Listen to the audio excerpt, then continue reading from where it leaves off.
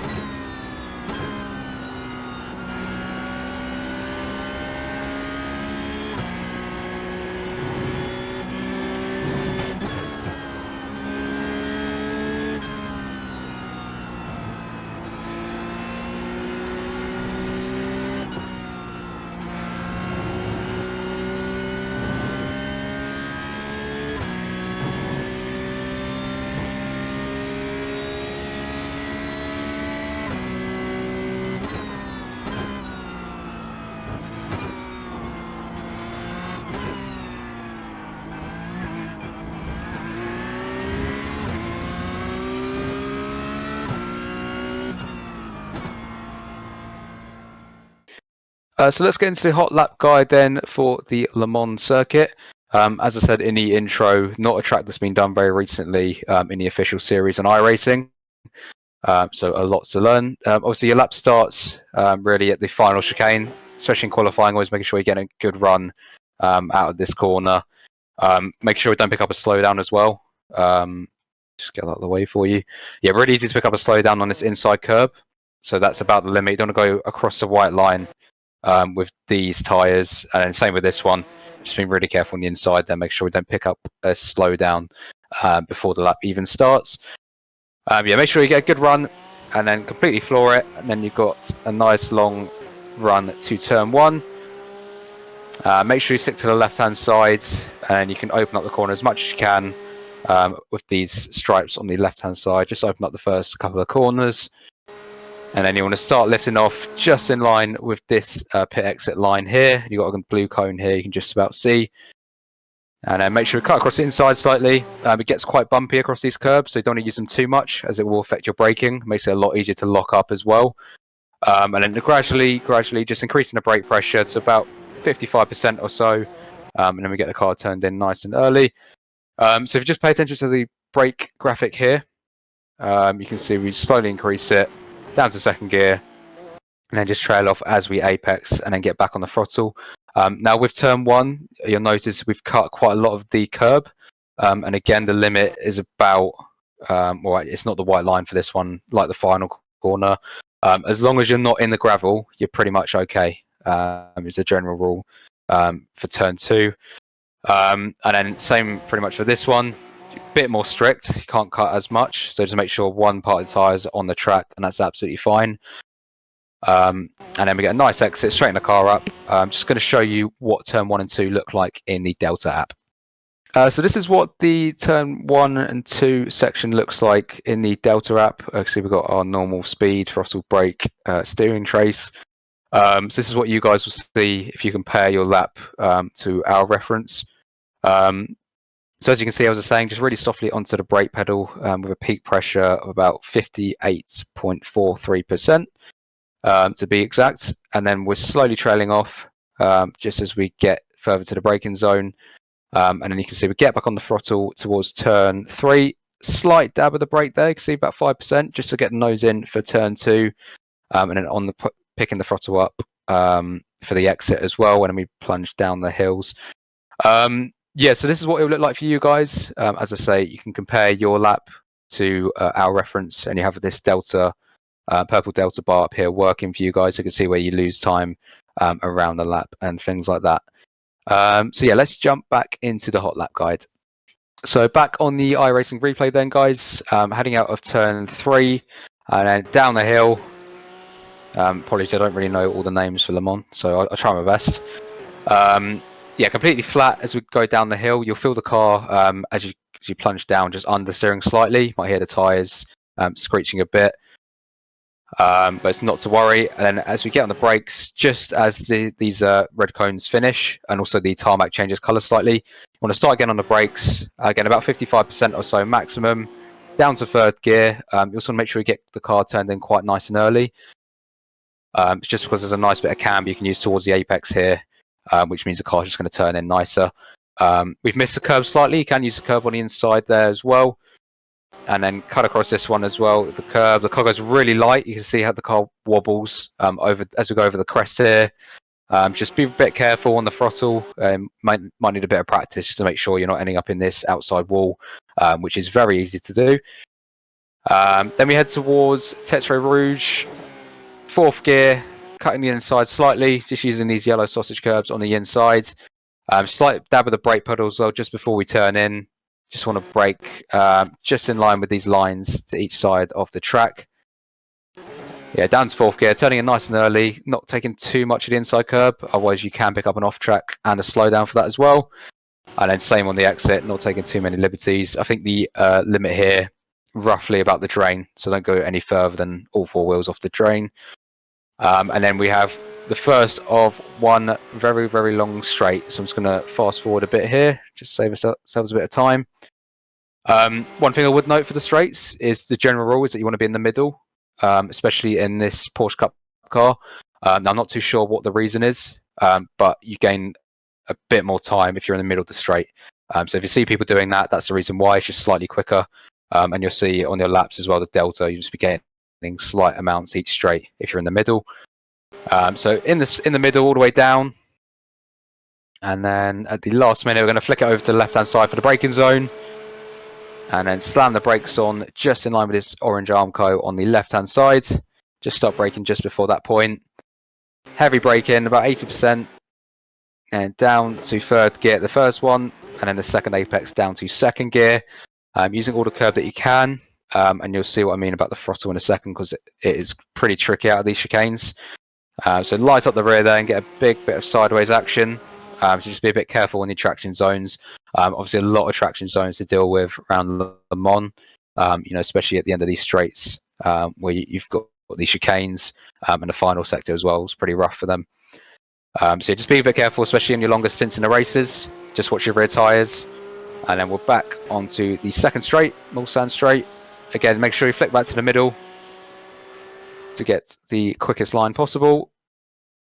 And then again, just looking for our reference points, flick it back to the right hand side, and then braking just before the 100-meter board on the right hand side. Ideally pretty much in the middle of the 1 and 200 boards, just as a reference. And again, braking about 80%, get the car turned in, down to third gear and then second gear at the apex.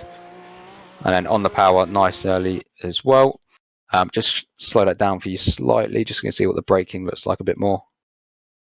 So yeah, heavy on the brakes to about 80%, and then just trailing in all the way to the apex, slowly trailing off, down to third gear, still on the brake pedal. You can see we actually came off it slightly at this point as we're turning the car, just avoiding the lockups. So you see we're only about 5%. And then as we straighten the car up, we're back on the brake, just as we start to turn again.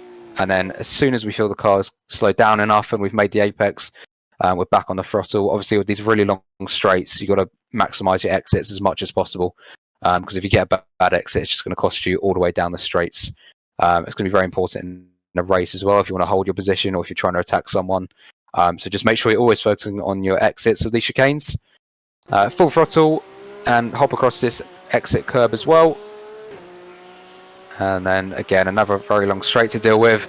Probably the easiest track to overtake on the Porsche Cup calendar. With these straights, the slipstream in this car is pretty powerful since they updated it a couple seasons ago. So it should be no problem. If you're faster than a guy ahead, you should be able to get past, no problem at all. Again, make sure we're in the middle of the circuit for this straight, and then flick it back to the left-hand side, and then start to brake just as we turn into the corner, just after this cone on the left-hand side, and just before this curb starts on the right-hand side.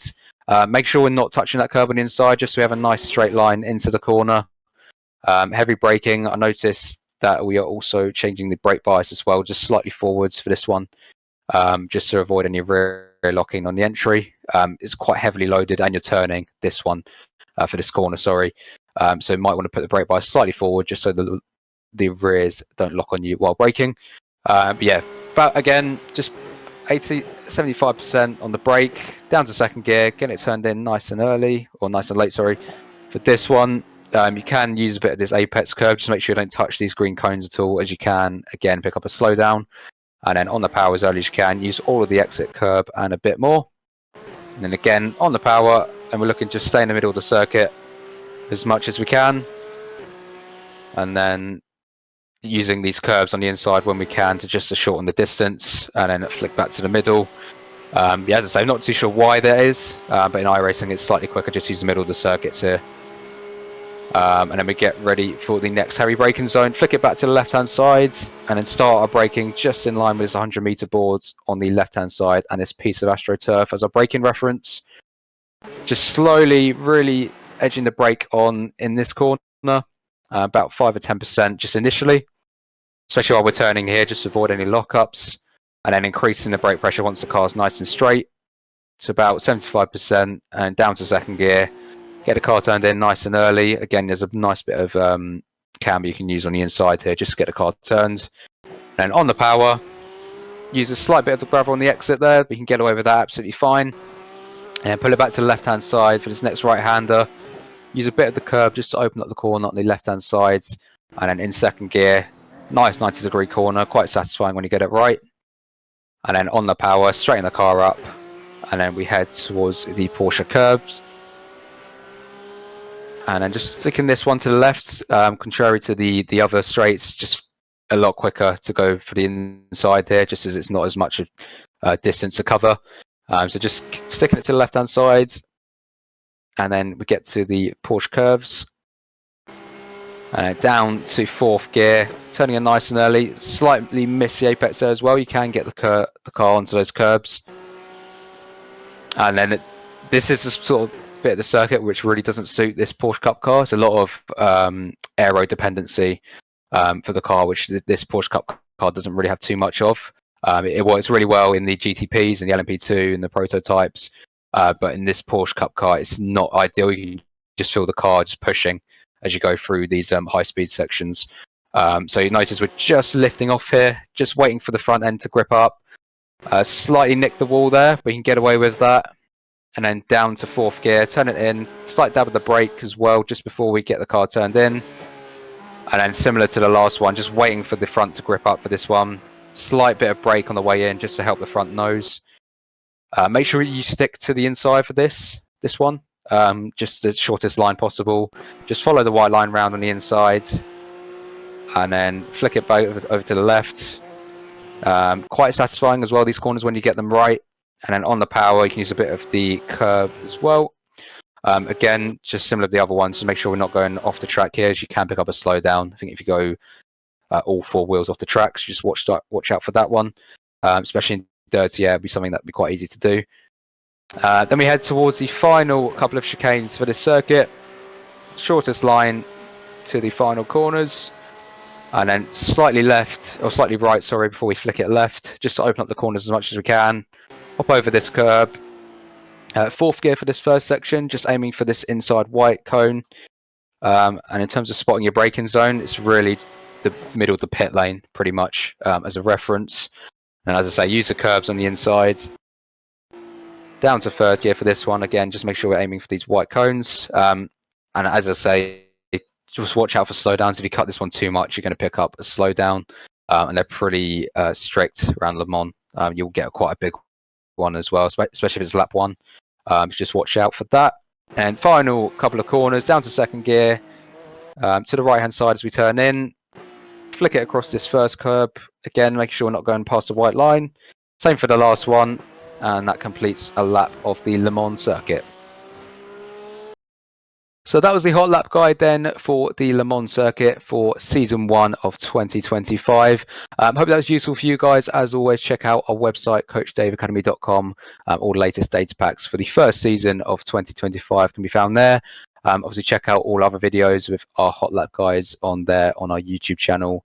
And any issues, just let us know on our Discord as well. But I will see you next week for week 2, guys. Take care.